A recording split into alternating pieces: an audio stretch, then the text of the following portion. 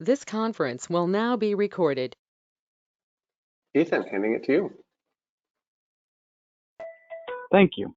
On behalf of the Department of Consumer and Business Services, Division of Financial Regulation, my name is Ethan Baldwin, and I welcome you to this public hearing to discuss the Division's preliminary rate decisions for 2022 health benefit plans. The Division holds hearings on all individual and small group rate filings. Each hearing is generally limited to discussion of the Division's preliminary decision and final objections regarding the filing. During this time, carriers will be permitted to defend their assumptions using information submitted in the filing or indicate agreement with the findings. Carriers may not introduce new information or propose new or revised assumptions at this time. When reviewing a rate request, Division actuaries consider such factors as recent and projected medical care and prescription drug costs, including any benefit changes, past and future loss ratios, that is how much of every premium dollar goes to pay healthcare claims costs. This is to ensure the requested rate is not projected to trigger federal rebates or payments from other federal programs. Division actuaries also look at the recent history of rate changes and the overall financial strength, including profitability, investment income, and surplus of the company, as well as administrative costs. Division staff must also ensure that the filings meet all requirements of the Affordable Care Act and determine whether or not the anticipated number of enrollees will adversely affect an insurer's financial position. You can review the full rate request for all companies on our website, www.oregonhealthrates.org. All communication for every health insurance rate change filing, including written answers to all questions asked during the review period, are posted there as well. In this hearing, we are discussing in this order the preliminary rate decisions that the Division has made on individual and small group health benefit plans filed by Kaiser Foundation Health Plan of the Northwest and Providence Health Plan. Our agenda will be representatives from each company will make a presentation and describe their requests. Then Division staff will lead a discussion about the Division's preliminary decision on each filing. Finally, we will accept public testimony. If you'd like to comment on a company's filing, please unmute, introduce yourself, and make your comment. Comments will also be accepted online through 11:59 p.m. today, July 7th. The Division will make a final decision about rate filing shortly after the public comment period ends today, July 7th. Kaiser, please begin by introducing yourself and explaining your rate request. All right, thank you for having me here today. I'm David Liebert, manager with the actuarial department at Kaiser Foundation Health Plans of the Northwest, and I'll be representing the filings for both the individual and small group markets today. In a 2-year stretch that has been filled with change and uncertainty, we focused this year really on the stability of our pieces of the markets in 2022. And so really stability through both our rates and our plan designs. And so as I'm representing both filings, I'm going to kind of mix the information on the two, on the individual and small group. So first, with the individual rate filing, it represents about 40,000 members, and it's we filed for an average rate change of 2.9% with a range of minus 13% to plus 6%. And that minus 13% is driven primarily by the change in 2022 to load the silver plans on exchange only for the CSR program, whereas in 2021 and previously, both on and off exchange plans were loaded to account for the CSR plans. In the small group market, our members number about 29,000, and our filed rate change is 2.7% with a range of minus 0.5% to plus 7%. And in both markets, our service area is primarily the Willamette Valley, including the urban areas of Portland, Salem, and Eugene. We have not contracted our service area for 2022, but we are expanding the small group service area to include the full Lane County, whereas in 2021 we only service Eugene. And for both markets, no plans are being discontinued, and minimal changes are being made to existing plans for the 2022 plan year. The exception is the enhancement of alternative care benefits on all of the individual plans and most small group plans. Some small group plans already have the enhanced alternative care benefits, and the capping of the cost sharing of insulin at $75. So along with the cost share cap on insulin, there have been many formulary changes recently. Now, please keep in mind that I'm not a pharmacist or a pharmacy benefit manager, and I'm relying on information provided by others. Formularies can change rather frequently, responding to numerous events, including but not limited to the passage of new laws, the FDA approval of new drugs, the introduction of new generics, or new information about older drugs. So major changes that we've made in the formulary in 2021 include the addition of valcyclovir tablets, an antiviral, numerous oral contraceptives, the hormone replacements, Vival Dot, and a testosterone topical gel pump, the rheumatoid medications, Tremfya, and I really don't know how to pronounce this. I believe it's Skyrizi, the oncology medications, Pomalyst and Xtandi, and the Symbicort inhaler for asthma and COPD. And there have been some removals from our formulary, including Invokana and several topical steroids, which have lower cost alternatives available on the formulary already, and diclofenac 1% topical gel, which is now available over the counter at an affordable price without the prescription. No new prescription utilization management processes have been implemented in recent months, and although we continue to have prior authorization and quantity limits in place for a subset of medications to assist us in providing the most cost-effective medication therapy possible. Now, while these changes do impact the pricing of our plans in the market, none of these changes drive abnormally large cost increases or savings that are not already accounted for in our projected cost trends, so they have not been itemized in our rate filings. We also focus on stability within our provider network, and as an integrated healthcare provider, most of our member care is provided within the Kaiser exclusive network. And we have not seen major changes to our outside provider network either. And comments and questions on our network can be addressed with member services at 1-800-813-2000 or on www.kp.org. And that is my presentation. Thank you. Division staff will now lead a discussion about the division's review of the filings and preliminary decision. Thank you, Ethan. My name is Michael Sinks, Senior Life and Health Actuary and Primary Reviewer of this filing.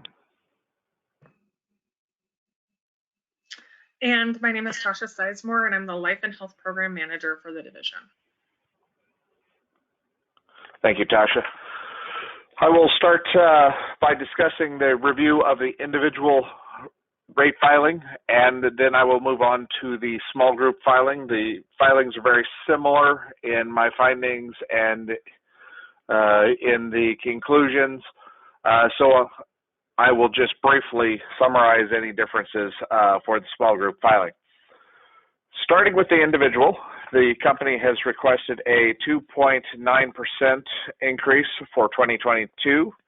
This is after a 3.5% rate decrease in 2021. And that's important that the rate increase requested in 2022 does not even reach the levels that the rates were back in 2020. So that gives you a bit of recent history regarding these filings. We take a look at three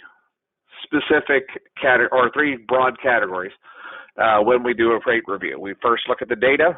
Kaiser has 40,000 members in their individual product. They have more than enough data, more than enough claims to do a reasonable and credible calculation. We look at their assumptions to get from the base period, which is 2020, to the projected period of 2022. This includes things like trend, the adjustment for COVID, reinsurance, risk adjustment, and we will discuss those momentarily. Finally, we look at the calculation that gets from the base period to the projected period, and those changes we check for accuracy of the calculation, appropriateness for the calculation, and that would conclude the calculation review.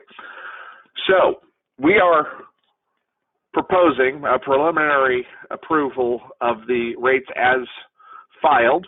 The company did not make adjustments for the insulin legislation that recently passed. So currently their rates are unmodified from their original filed state. We are going to, I'm going to go over the findings.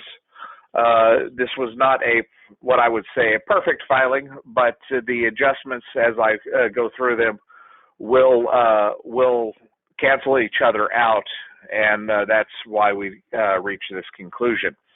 But before I do, I wanted to have Kaiser, if they are prepared to make a comment regarding the recent posting of the risk adjustment transfer amounts for 2020, if they've had a chance to look at those, and if they think that that will have a material impact on their filing, or if we need to follow up in a SURF request.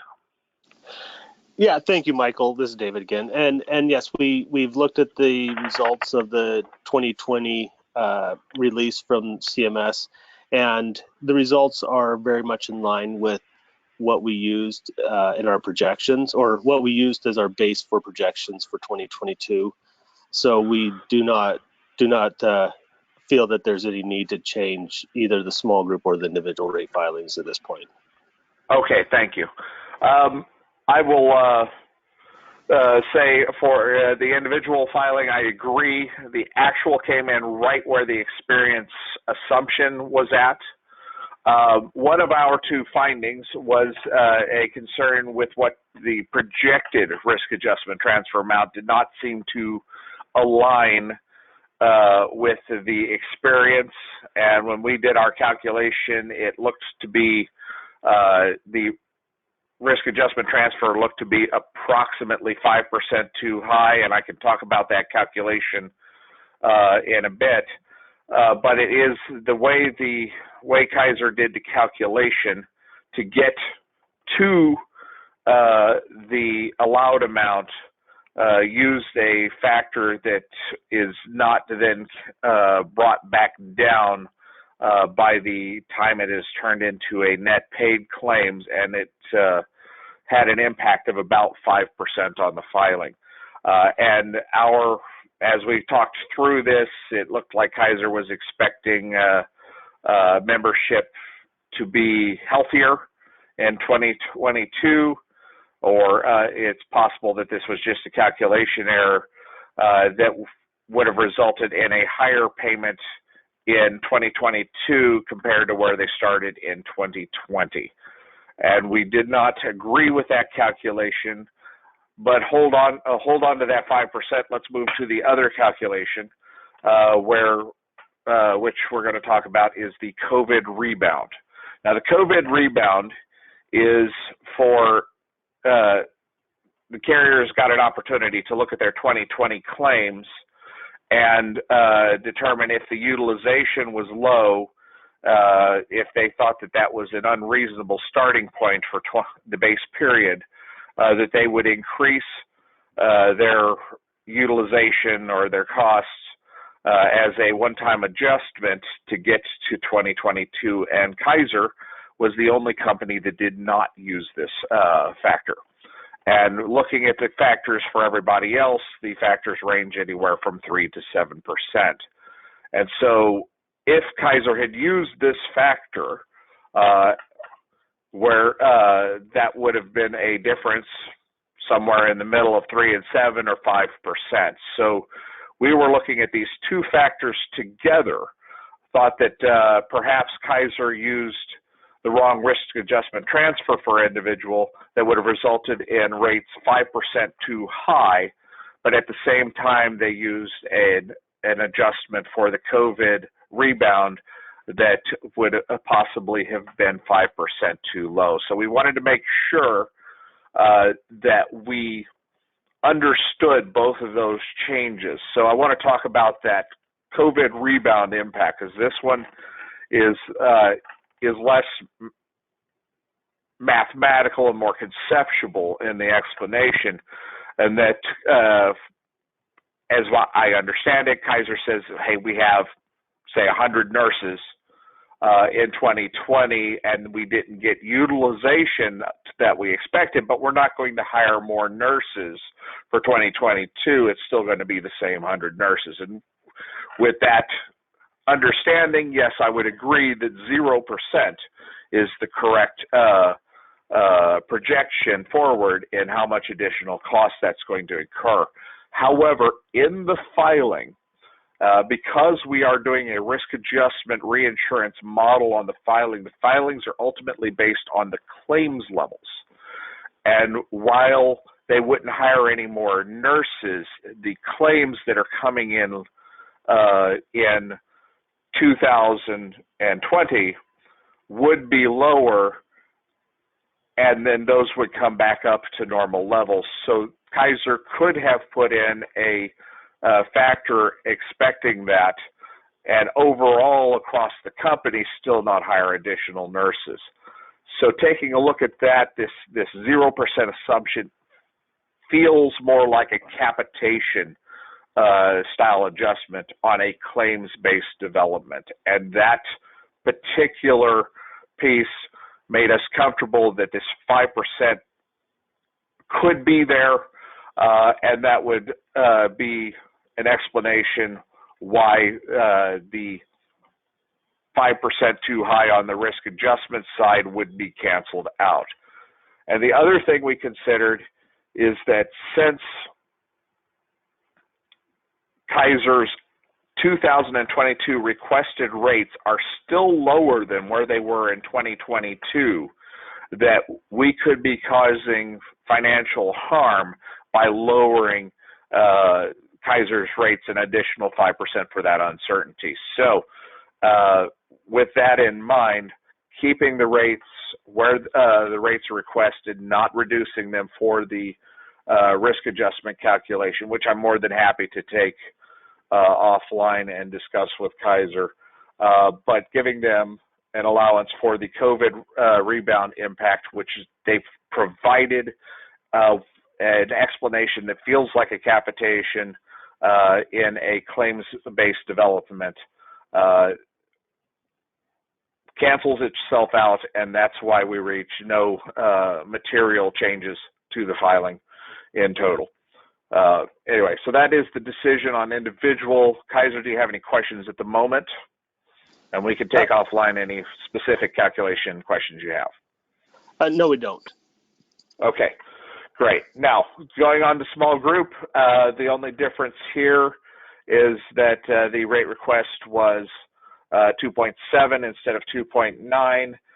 They had the same calculation discrepancy on their small group side, but it was only 3% instead of 5%.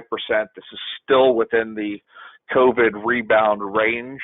So at the same time, let's go ahead and assume some COVID rebound impact on there. And this also netted 0 material change to the filing and approved as filed. And that concludes our review of the Kaiser filings. Any questions on the small group side from Kaiser? Otherwise, I'll give it back to Ethan. No, we don't have any questions. Okay, thank you. Ethan, it's back to you. Thank you. Next, we will take public testimony. Please unmute and introduce yourself.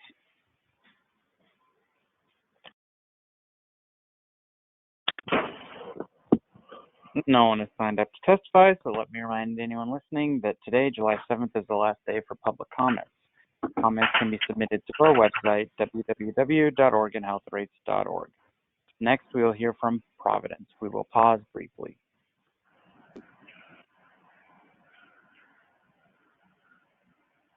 Hi, and this is Sean Savage from Providence. We do have slides to present. And Sean, did you want to do that, or do you want me to present? Either way. If I could do it, that would be wonderful. Sure. I will give you the access. Give me a sec.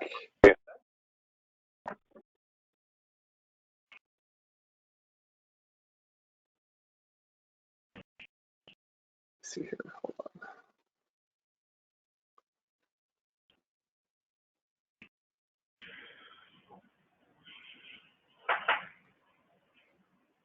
There you go, Sean.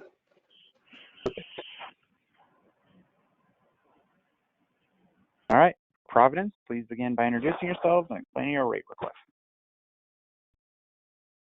Thanks, Ethan. This is Brian McGuire. I'm the certifying actuary on these filings and the director of our financial and actuarial analytics area. I'm really excited to share with you today some of the highlights from our rate filings and products from 2022 that Sean Savage and Ben Joy are going to take you through. So over to you, Sean and Ben. Thank you. Hi, yes, I'm Sean Savage. I'm a manager of on our actuary team at Providence, and I prepared the rate filing documents for both small group and individual. Hello, and I'm Ben Joy. I'm the product manager for individual and small group for Providence Health Plan.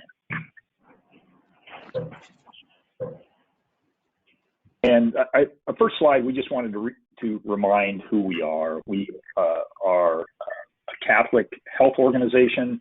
We follow a mission, which is stated as an expression of God's healing love, witnessed through the ministry of Jesus. We are steadfast in serving all, especially those that are poor and vulnerable.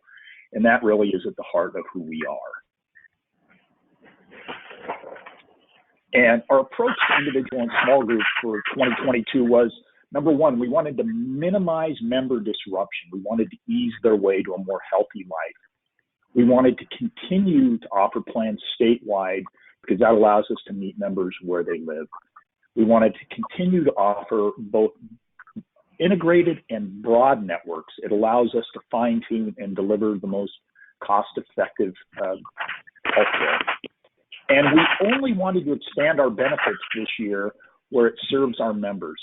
So for an example of this would be telehealth became really important in 2020 and 2021. So we wanted to expand those because it will serve our populations better.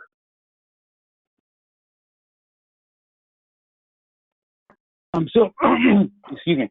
So our individual rate request, we are requesting a 0.9% rate decrease for our individual members. And this spans from a minimum of a negative 17.9% rate change and a maximum of a 6.7% rate increase. As Ben mentioned, we're going to continue to offer statewide coverage, and we currently enroll around 54,000 members. Some of the key assumptions that went into this individual rate filing is that we believe the market will continue to stabilize and grow due to expanded eligibility of subsidies. Providence's 2022 rates do not reflect any direct cost for COVID treatment, testing, vaccine administration, or potential booster shots. We expect the pandemic to be complete and behavior to return to pre-pandemic levels. The state reinsurance program continues to benefit Oregon's individual market with premium savings of over 9% in 2022 for our plans. So what's new for 2022 in our individual plans? First of all, we did not discontinue any plans. We continued all plans and service areas for our individual plans. There were no removal of benefits for 2022. We did expand our telehealth options. There's a lot of confusion about what telehealth means. People define it differently. We have added the ability for our members to schedule a video call with their PCP, and we're doing that at a $10 copay for all Connect plans. We offer that also on our standard plans, but those go at the standard PCP copay. And all of our plans continue to have Express Care Virtual as covered in full. That is an on-demand platform where you don't get to choose your doctor at the other end, but there will be a healthcare professional that you can go to a portal and get access to every day of the week, and that is still covered in full for all plans. We've added fertility preservation as it's related to oncological conditions and treatments. We have added the direct-only silver plans. We will offer those on all three of our individual networks. And we've expanded our chiro and acupuncture to comply with essential health benefits. So not a lot of changes this year, again, focused on no disruption to our members. And as a recap, we have the Connect Network, which is based around Providence delivery systems in mostly the Portland area, also out into Hood River. We have all three metal tiers, and we're adding a direct silver on that network. It is the most cost-effective silver plan we'll have. We also have the choice network, which is essentially down the I-5 corridor. We offer standard plans, and we're going to expand our new direct silver plan onto the choice network. And Signature will also has the same standard plans as well as the new direct plan in more of the rural out to along the coast or out into Eastern Oregon. Same as last year, with the exception of adding the new direct silver plans.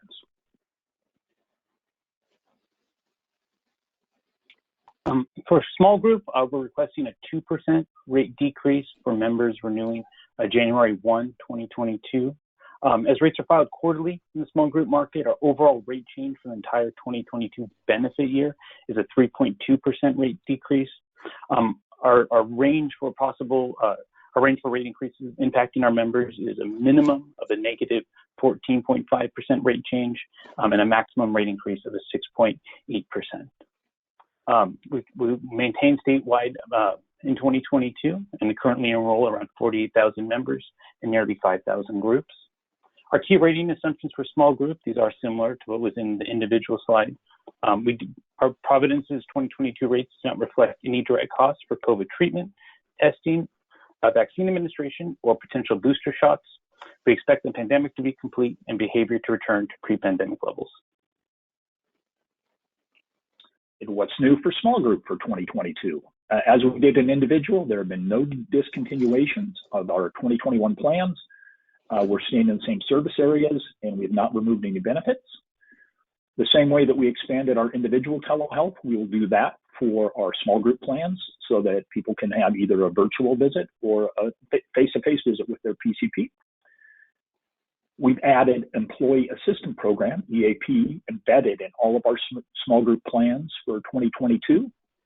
We've extended our adult hardware vision benefit to our Connect and Choice and HSA plans.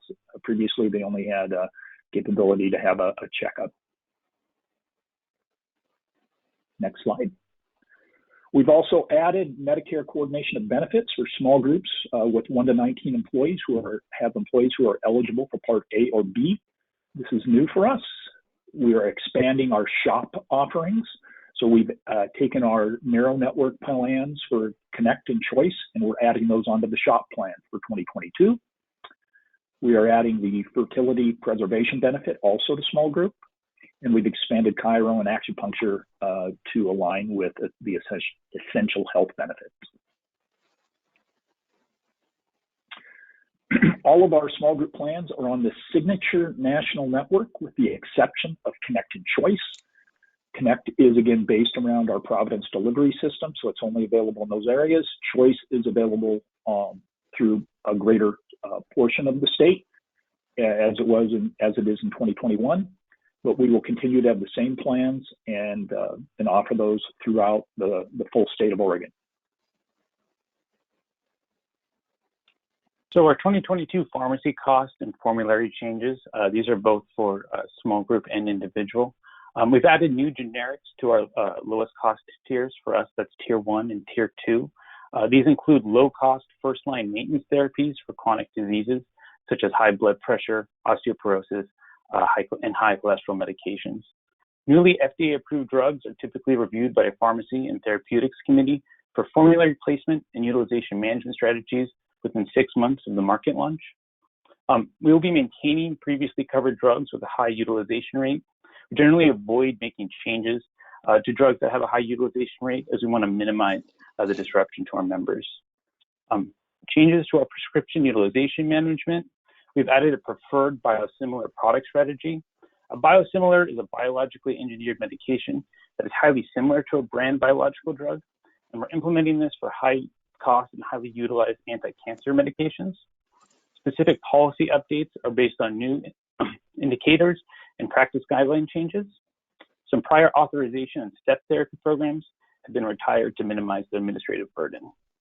As we look forward to 2022, we expect pharmacy costs to account for 15.5% of the total cost in small group and 18% of the total cost in individual.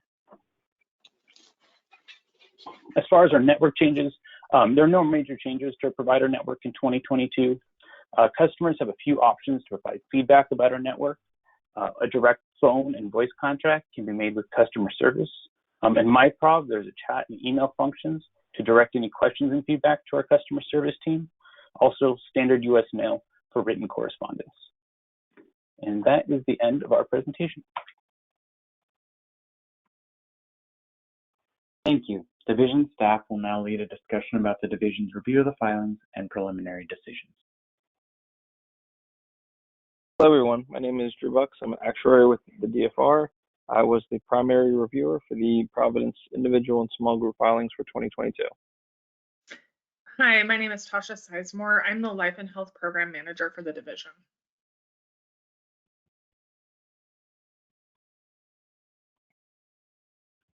Okay, so today I'll take you through, discuss our process and considerations for our review for the 2022 rates on individual and a small group basis, and the reasonability that we found for those rates. I'll start with the individual filing, and then I'll discuss the small group after, and discuss any of the changes between the two. So from a high level, our review focuses on three parts, which makes up the 2022 rates. And the first part represents the data and the experience starting in the base period in 2020. This includes the data, the raw claims, and the premium data. For the premium, we included this includes the 2021 increases and the 2020 claims, which were affected by COVID. And I'll talk about that a little bit later. The second part of our review focuses on the factors and assumptions to get from 2022 base period to the 2022 filing period, and this includes trend, COVID, reinsurance, risk adjustment, and a couple other factors. And the third part of our review focuses on the calculations, making sure that they are performed correctly and that they are appropriate. So the first and third part here that I just discussed, the experience and the calculations, we performed our review and found no issues with these two parts. So the rest of this presentation will focus on the assumptions and factors. Starting with one of the factors that was unique to this year was something that we're calling the COVID rebound factor. So like I mentioned a minute ago, the 2020 claims included in this filing there was a low utilization for that base period in terms of the medical claims because of utilization. This was a one-time factor. It's in addition to trend, which I'll talk about in a second. The factor for Providence for their individual filing was 7.2%. We reviewed this and asked for supporting information from the company and found it to be reasonable for the company, and it was within the range of the market-wide assumptions. The next factor that we considered was trend, and this is something that we see every year, and it's used to project the medical inflation and utilization from, again, the base period in 2020 to the filing period in 2022. We reviewed the company's number in itself and compared it to other carriers and found it to be reasonable. The value itself was 3.4%, which is on the lower end, but not unreasonable. The next factor I'll talk about was reinsurance, and this only affects the individual filing itself. So we looked at what the company put in for the reinsurance value and compared it to the market as a whole, and in total, the amounts line up with our expectation of what the reinsurance amounts should be. And the final factor was the risk adjustment. This information was just released from CMS, so we're still going through that. But I'm going to ask a question to the company right now. Have you guys had a chance to review this, and do you anticipate any changes to what you filed? We have reviewed and do not anticipate any changes. Okay, great, thank you. So with that, I'm going to conclude this discussion by stating that we are proposing to approve the filing as modified. I'll pause a second for any questions or comments, and if not, I'll move on to the small group filing. Okay, so for the small group filing, the process itself is exactly the same in terms of starting in the same base period of 2020. The claims themselves represent small group instead of individual claims and premiums. The factors and assumptions are the second part again, and the third part of the calculations. We had no issues with the experience or calculations, so moving on to the assumptions and factors. Again, starting with the COVID factor, here the factor itself was similar to the individual number of 7.2 and for small group of 7.4. Again, we found this to be reasonable and within the range of the market-wide assumptions. Trend, again, was on the lower side of the range that we saw of market-wide assumptions, but was not unreasonable. There is no reinsurance on the small group side. And then, so finally, coming back to risk adjustment, were there, for the company, do you guys expect any changes to what you filed? We do not expect any changes to what we filed. Okay, great, thank you. So with that, for the small group filing for Providence for 2022, we are proposing to approve. And if there are no comments or questions, I'll pass it back to Ethan. Thank you. We will now take public testimony. Please unmute and introduce yourself.